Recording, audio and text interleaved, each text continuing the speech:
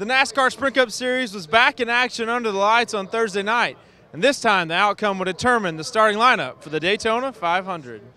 Pole sitter Jeff Gordon led the field to green in the first race of the Budweiser Duels, but it was Matt Kenseth taking over on lap 2, where he remained most of the night.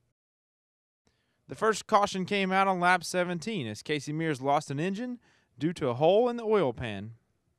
Then on lap 27, Johnny Sauter goes for a spin off the nose of A.J. Allmendinger, knocking them both out of the race early with heavy damage. With just 9 laps to go, Trevor Bayne wound up in the wall after getting loose. But the story of the night would be Dale Earnhardt Jr. working his way from last place and holding off several late charges for the win. You know, I've had cars that have been real fast in the single car runs and not draft well, and I've had cars that are real slow by themselves and draft awesome. But this car seems to be quick no matter what situation it's in, and it allows it finishes a lot of moves. It kind of surprised me. It does a couple things that surprised me out there in the race, and so I felt like the car made the job a lot easier.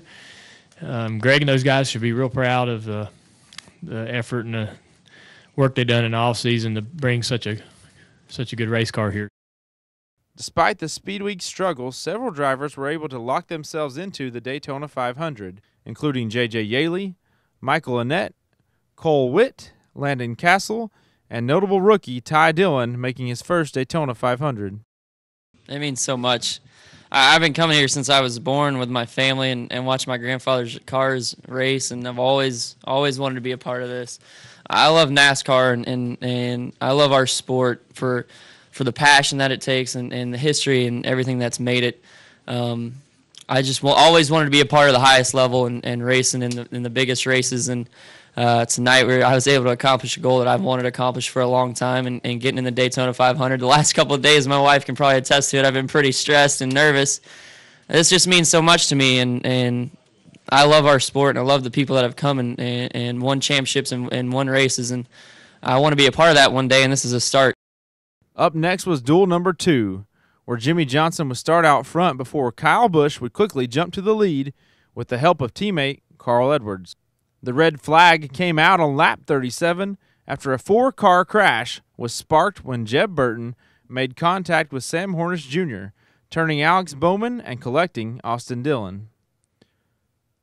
With just 14 laps remaining, Kurt Busch was black flagged for making this move and passing the 78 car below the yellow line. Jimmy Johnson would assume the lead on the restart and stay there until a late race caution comes out involving Danica Patrick and Denny Hamlin.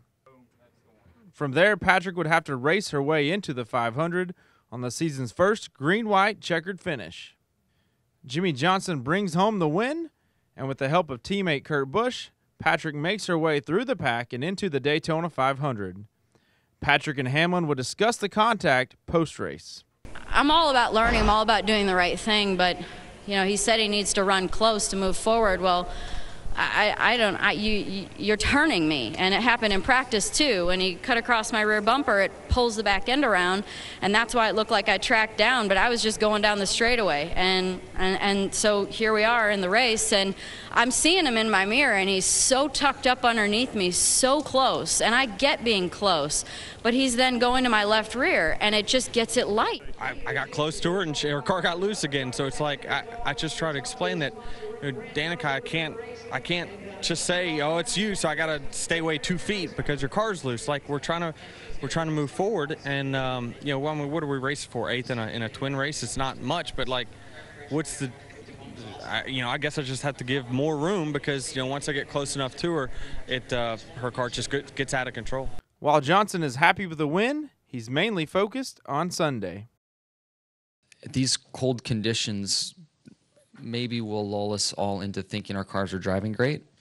And as things heat up and we get to Sunday and it's mid-70s and sunny, you just got to be on your game and make sure that you're setting your race car up for those conditions, because tonight was prime conditions. I mean, good air for the engine to run, no tire wear, no slipping and sliding, cool track temps. You know, tonight was hard to get your car to handle poorly. So, I mean, or flip side, if it's handling bad tonight, you've got a ton of work to do to get ready for Sunday. So you can look at it one of two ways.